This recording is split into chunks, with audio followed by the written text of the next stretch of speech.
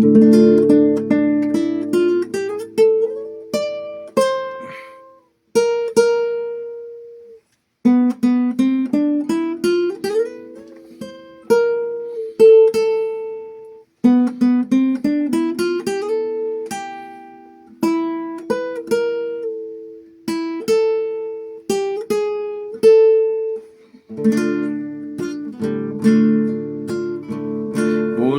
frenar a mi camino y me resisto a mi destino, que encontrará un solo final: morir de amor. Aunque me juzguen por quererte, yo sé que en ti estará mi muerte, que encontrará un solo final: morir de amor. Imagínense ustedes algunos de estos temas ya tocados por ahí en el año 1700 y cachito,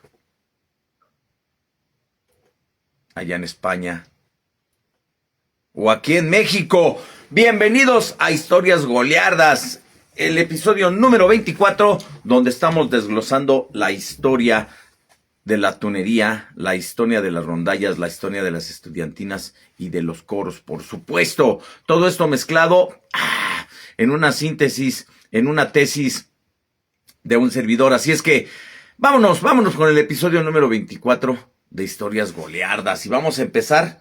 Híjole, en el episodio pasado nos quedamos que ya se habían hecho las universidades en México, que ya estaba el comercio global, que ya todo estaba cambiando, pero tratándose de la música, tratándose de los estudiantes de las universidades, muy importante.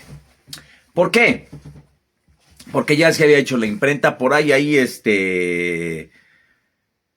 bueno, de hecho, desde antes, este loco, este pintor de la Gioconda, ay, se me olvida cómo se llama, este pintor de la Gioconda,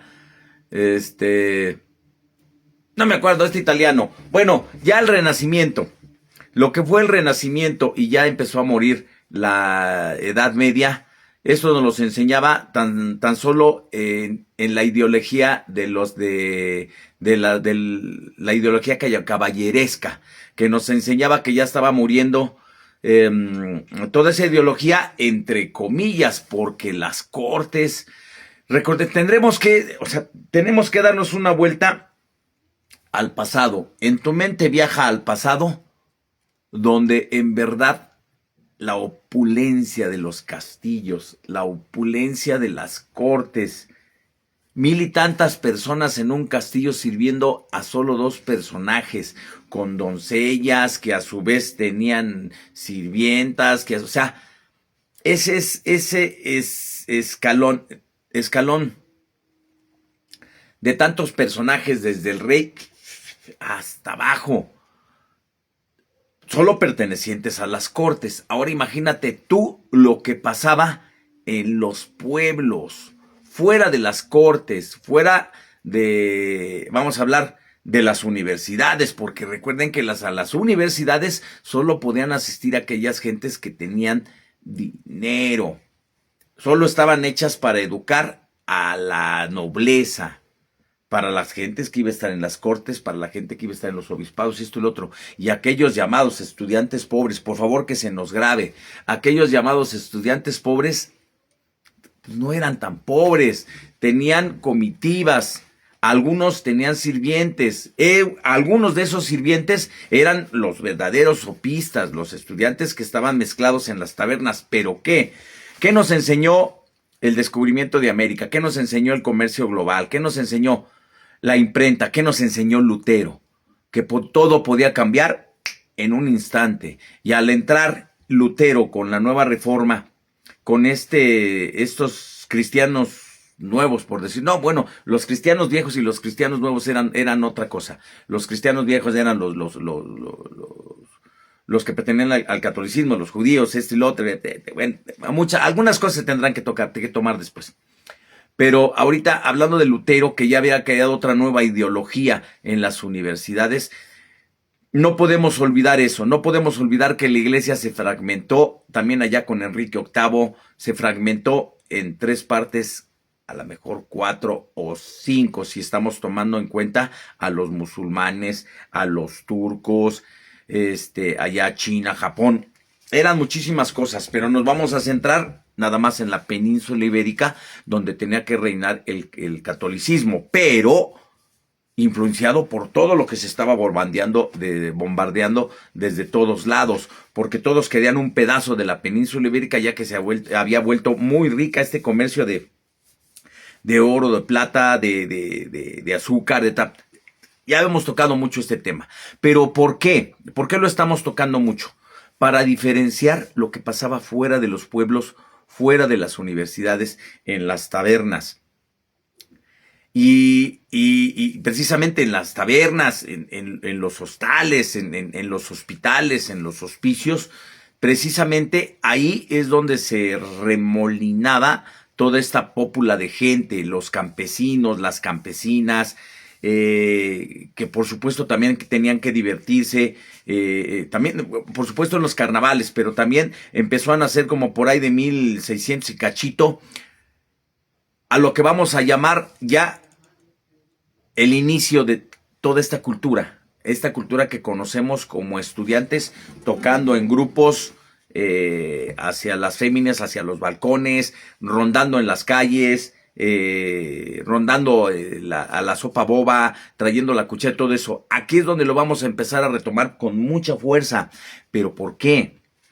Porque todo estaba cambiando. Allá, en la América descubierta, se estaba haciendo una nueva clase de españoles, porque una cosa eran los españoles peninsulares y otra cosa eran los criollos. Y de ahí se hicieron castas y todo eso. ¿Pero qué? ¿Qué estaba cambiando la ideología? Hay que tener en cuenta que sí, en México fue una conquista, sí, pero murió el 90 y tantos % de los indígenas. Y varios de estos indígenas sobrevivientes eran los que habían hecho contubernio, los que habían hecho mestizaje con algunos españoles que venían de allá, y algunos indígenas, algunos otros que viajaron a la península. O sea, en este comercio, en este ir y venir, mucha cultura se mezcló, mucha ideología, y tenemos que entender una cosa: las universidades allá en la Nueva España eran completamente diferentes a las universidades de los ibéricos, de la península ibérica. Y también la ideología, la educación, las formas, las cortes, inclusive el virreinato, era completamente diferente a lo que se vivía en la península ibérica. Eran dos cosas diferentes, que se tenían que separar. ¿Por qué? Porque estaban mezclándose con una nueva cultura. Este mestizaje obligó a que las costumbres, inclusive la forma de ver el catolicismo, fuera muy diferente allá, gracias a los frailes que se mandaron con allá en 1525, me parece, con Hernán Cortés, que los mandaron allá a los 12 franciscanos. O sea, muchísimas cosas. Eso a lo mejor ya no lo vamos a tocar tanto, porque es tocar mucho la historia en otras cosas, y nos vamos a enfocar ya a lo que dio origen a toda esta cultura que hoy conocemos en la tunería. Pero sí tiene mucho que ver, porque tendremos que entender la ideología que se vivía de aquel lado del Golfo de México, de aquel lado en las nuevas tierras descubiertas. Toda la economía, la universidad, las castas, las cortes, todo era muy diferente, aunque sí, a niveles muy altos, muy diferente allá. Pero ¿qué pasó? Muchos de ellos viajaron para acá con sus ritmos. De ahí fue que a lo mejor en un futuro estaremos hablando de la vihuela de mariachi, de la jarana, de los nuevos ritmos que se estaban tocando allá ya en el año 1600. ¿Por qué?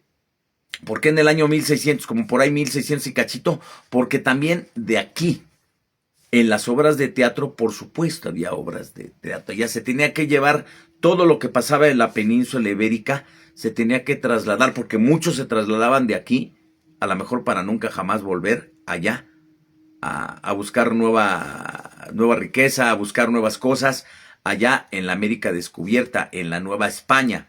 Vamos a llamarlo así hasta después que su nombre como México. Pero, ¿qué pasó?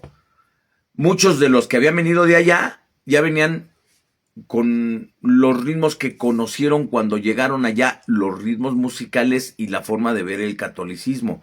Porque, por ejemplo, no hay otro lugar donde se hagan las posadas más que aquí en México. En ningún otro lado del mundo se hacen las posadas. Era un sincretismo que utilizaron junto con los santos y las deidades y todo lo que adoraban para poder gobernarlos, para poder controlarlos. O sea, no se nos olvide eso. Los indígenas, de cierta manera, no entendían bien a los españoles. Y fueron mediante los franciscanos, con estas misas que daban, que ellos se dieron a la tarea para aprender el idioma, para poder evangelizar, para poder sincretizar las deidades que ellos adoraban con algunos que otros santos por aquí, por allá, y para poderlos controlar y para poderlos gobernar. Pero en ese camino, o sea, en ese camino también los instrumentos como la vihuela de mano viajaron para allá y después regresaron cambiados con las maderas, con las cuerdas, con todo. Ya lo habíamos tratado en otro tema. Pero todo eso que se cambió también le tocó aquí a la península ibérica. Y no olvidemos los ritmos que conocieron allá, como los ritmos de los tambores, cómo hacían sus ceremonias, cómo hacían en aquel tiempo cómo hicieron sus sacrificios, pero después todo eso, cómo acompañaban a todos esos carnavales, a todas esas festividades que se hicieron ya en la Nueva España. Todos esos ritmos también fueron conocidos de este lado en la península ibérica y en las tabernas, en los teatros de corral, en todas las representaciones, en los entremeses, en todas esas obras ya conocidas, en los que se fueron llenando los sopistas, los manteístas, los estudiantes, pero los de hasta abajo, porque los otros estaban en las cortes, los otros estaban listos para la corte, para la música clásica, para sí todo este renacimiento y romanticismo, sí todo eso como los muestra las obras, no sé, de Shakespeare y de los Capuleto y los Montesco, o sea, de Romeo y Julieta, enfocadas a describir lo que pasaba en las cortes. Vamos a llamar a Shakespeare, por ahí más o menos por ahí así, contemporáneo de Cervantes, pero ¿qué pasaba con Cervantes? ¿Qué pasaba con Lope de Pega? ¿Qué pasaba con Góngora? ¿Qué pasaba? Ellos también describían en sus obras lo que pasaba abajo en la pópula. Inclusive muchos autores de aquellos tiempos, pintores, como lo fue Pacheco, Carballo, bueno, muchos pintores de aquellas épocas que reflejaban en sus pinturas, por ejemplo, hay una famosa de Carballo que ya la subimos en el perfil, donde mostraba a un estudiante y a alguien de las cortes, de los nobles, tocando una vihuela, tocando una guitarra. En esos pequeños reflejos y en las obras de teatro fue donde se empezaron a basar.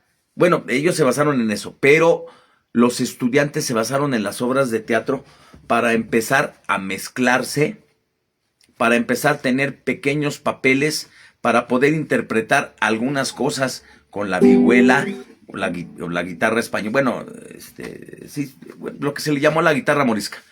Pero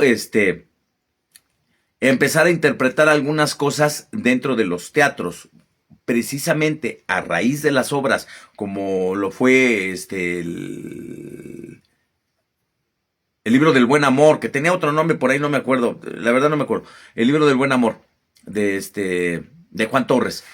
Eso fue mucho antes, pero ¿qué pasó con la obra, por ejemplo, de El burlador de Sevilla, del autor no me acuerdo que Tirso, algo así? Bueno, que se cree que fue otro, o sea, se están peleando entre otro. Pero ¿qué fue con esta obra donde aparece Diego, donde aparece Don Juan Tenorio? Fue precisamente este tipo de obras lo que le dieron el romanticismo, la forma de conquistar, la forma como se debería de actuar, de enamorar a todas las féminas y a todas esas eh, damas, algunas que trabajaban en la corte, porque bueno, no pertenecían a la corte, trabajaban en la corte como sirvientas, como acompañantes de las damas, de las damas, de las damas, o sea, híjole, es, hay que leer un poquito sobre cómo se comportaban las cortes en aquellos tiempos, cuánta gente y qué opulencia y qué tipo de cosas se necesitaban para pertenecer a una corte. Tenías que ser un conde, tenías que ser una condesa, tenías que ser, digo, para ser la sirvienta de una de las princesas, pero a su vez ellas tenían sirvientas y sirvientas, y aparte la gente del pueblo no creas que entraba a la corte, y no, esas estaban afuera, y ya si algo mandaban a una de las más de hasta abajo y a comprar cosas y todo eso, y ya. Bueno, precisamente en este ambiente, muchas de las damas pretendían, algunas, encontrar algún estudiante que le diera renombre, que le diera hijo de un conde, o primo, o sobrino de algún duque, o algo así. Precisamente esos eran las damas que estaban esperando ser cortejadas por este tipo de estudiantes. Pero algunos manteístas, algunos sopistas, pues se aprovechaban de esta ocasión para imitar lo que pasaba, porque inclusive las obras y los teatros de corral no nada más eran para la popular, por la gente, la que les aventaba las zanahorias y los jitomatazos, pues eran los de hasta abajo. Pero inclusive en algunas veces, muy pocas veces, más o menos, gente de la nobleza iba a ver también las obras, si no es que contrataban a estos para que le hicieran las obras dentro de las cortes. Pero muchísimas veces todo esto se mezclaba, y estos, a su vez, el pueblo llano, veía toda esa opulencia, todos esos trajes, todas esas maneras, todas estas formas caballerescas y todas esas formas de comportarse, para poderlas imitar de cierta forma, para poder, a su manera, a su nivel, también tratarlas de llevar. Esto inclusive también pasó con los sopistas, los estudiantes, uno que otro goleado por ahí, pero todo esto pasó, y como lo decía ya, o como lo mostraba ya don Juan Tenorio, se podía conquistar y se podía ir para allá y para acá. ¿Y qué es lo que querían los estudiantes? Los chamacos en aquellos tiempos, pues también querían creer en el amor, y también a veces hasta se olvidaban de los estudios, o de los pocos estudios que tuvieran, y se iban ya envalentonados, ya con vino y con cerveza, a tratar de darle serenata y de conquistar alguna de esas damas que también estaban esperando ser conquistadas por un estudiante. A lo mejor burladas por uno que se decía estudiante, ya lo dijo en su obra El burlador de Sevilla, que utilizó la capa de un conde para hacerse pasar como uno de los ricos, porque recordemos que las capas de los ricos eran muy diferentes a las capas de los pobres. Muchísimas cosas, hay que leerle un poquito. Y entonces se aprovechaban de la noche para poder ir, pero sí ya envalentonados, y aparte todo lo que estaban aprendiendo en cuestión de comunicación, en cuestión de habla, en cuestión del nacimiento de esta lengua de Cervantes, de Góngora, de Lope de Quevedo. Todas estas obras, todas estas entremeses, porque los entremeses eran obras más pequeñas que se hacían para en lo que los actores principales se cambiaban y todo eso, se mostraban ciertas obras donde creen que participaban los estudiantes, o aquellos que estaban también, que sabían tocar, o que sabían tocar un instrumento, acompañaban también estos entremeses y eran parte de también de las obras. Asimismo, se fueron llenando de esta cultura, de este pensar, de este sentir, y saliendo, terminando las obras, se iban a la taberna, y que imagínense, después de unos alcoholes, después de platicar, después de convivir con gitanos, después de ver otros instrumentos, después de ver cómo se ejecutaban ciertas cosas, o de personas que participaban en los teatros, tomaban estos grupitos y empezaban a hacer estos grupitos de 3, 4, 5 y empezaban a recorrer las calles con esa misma algarabía, a lo mejor reproduciendo lo que ya habían tocado en las obras o cambiándole en la letra a los cantos de María, porque muchos de estos pues, eran frailes, inclusive aquel que escribió El burlador de Sevilla se dice que era un fraile. Entonces, imagínense, por ahí de 1630, ya en adelantito, ya cuando se habían conocido las obras, porque las obras en 1615, más o menos fue este apogeo de 1605, 1600, hasta 1600 y tantos, fue este apogeo. Entonces, en todos estos años se fueron armando ya estos y empezar a pasar por las calles en las noches, a lo mejor a tratar de conquistar y de tocarle a una dama, pero no con los temas ya como hoy los conocemos. No, eso ya vino mucho después, a raíz de los sonetos ya rimados y de empezarle a poner música. Empezaron a tocar uno por uno, a lo mejor uno a otro. Sabes que hoy yo te toco esto, yo te contesto así. Así fue como se empezaron a armar los grupos, y a lo mejor ya acompañados con el pandero de una gitana que aprendió a tocarlo, y también con los ritmos escuchados de la Nueva España. Todo este comercio que le dio la vuelta trajo ritmos africanos, trajo ritmos a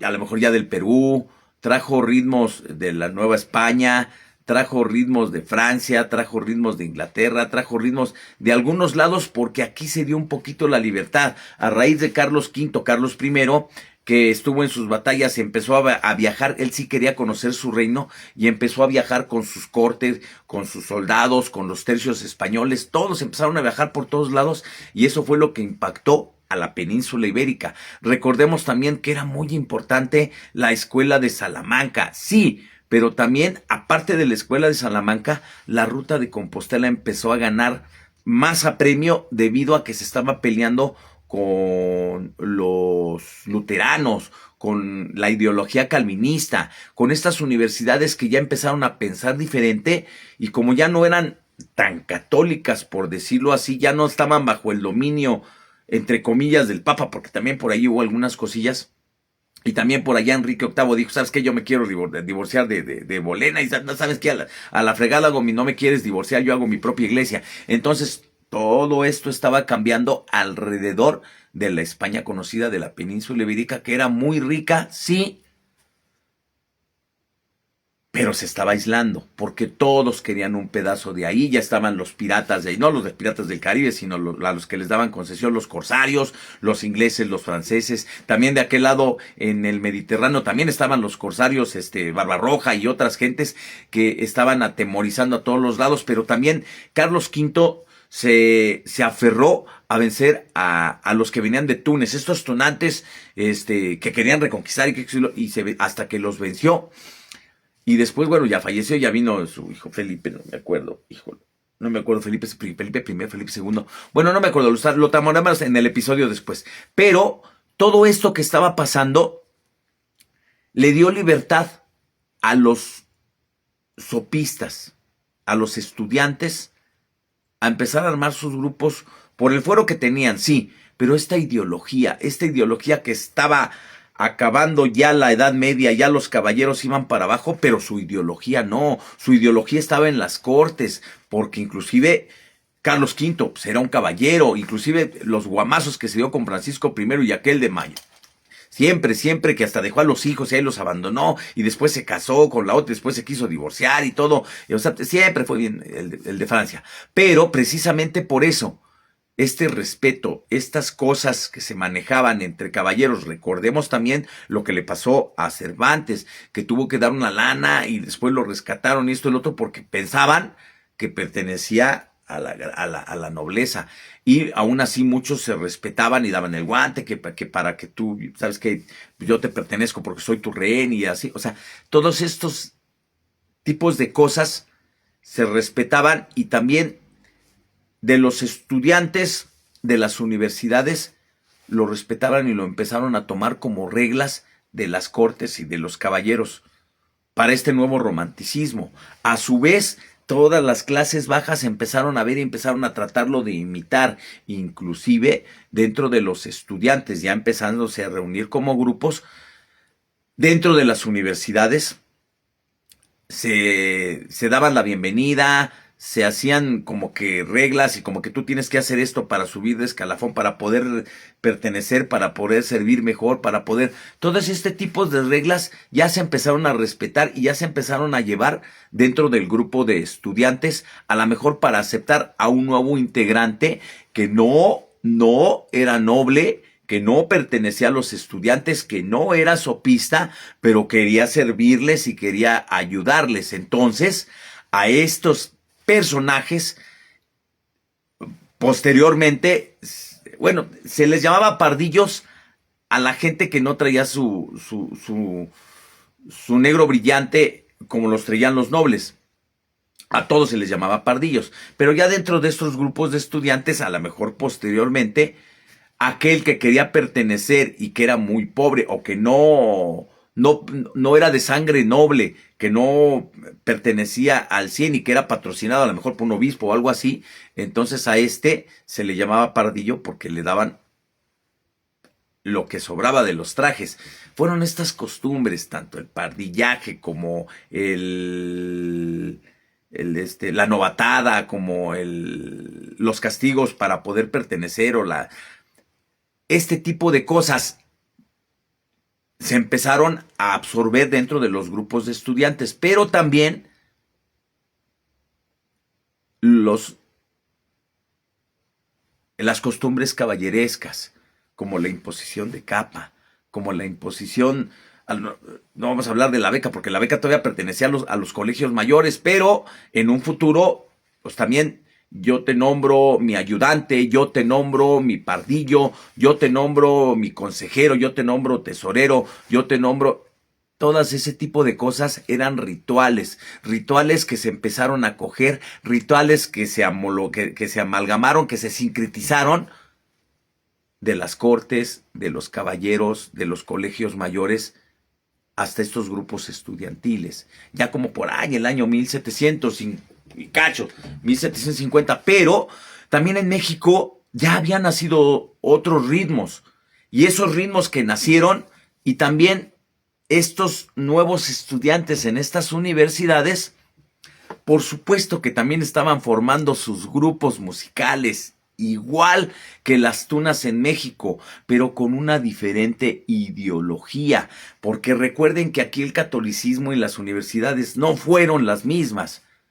Pero sí la música. La música también se empezó a inmiscuir en estos grupos estudiantiles de la Nueva España, en México, en las islas. Estaremos hablando del Perú después. O sea, esto empezó a nacer casi al mismo tiempo, tanto en España como en México, con diferentes ramas, para que posteriormente en España nacieron las tunas y aquí en México nacieran los tríos, los mariachis, por decirlo así. Después a lo mejor las rondallas. Me parece que la primera rondalla fue por ahí de 1940 y tantos en la rondalla Tapatía, y después la rondalla de Saltillo y todo eso. Pero aún antes de la rondalla estaban los tríos, y antes de los tríos estaban también los grupos que tocaban guitarra y vihuela dentro de las universidades. ¿Se llamarían estos tunos? ¿Se llamarían estudiantes? ¿Qué se llamarían? Tunos sí, allá en España, pero acá en México también había estudiantes, también había grupos estudiantiles en Coyoacán, Las Flores, muchos, San Luis Potosí, muchas, donde había universidades, también aquí, también había estudiantes tocando instrumentos, recordando las glorias, o a lo mejor imitando las glorias de allá de la península ibérica. Pero ¿qué pasó entonces? ¿Qué pasó entonces? Cuando empezó a cambiar la política y la ecología, bueno, la política y toda la geografía mundial, debido a las conquistas, debido al contrabando, debido a la esclavitud, debido a que aquí empezaron a crecer más y homologarse más los ritmos con el mestizaje. ¿Qué pasó entonces? Se empezaron a dividir dos ramas diferentes de ideología universitaria, de ideología eclesiástica, de ideología colegial, de ideología musical. La península ibérica y la Nueva España. Cortes aquí, un rey aquí, un virrey acá, cortes aquí, cortes acá, gentes ya de diferentes mundos. Eso lo estaremos tocando en el episodio 25 de Historias Goliardas. Nace las tunas y las estudiantinas. Nos vemos para la próxima.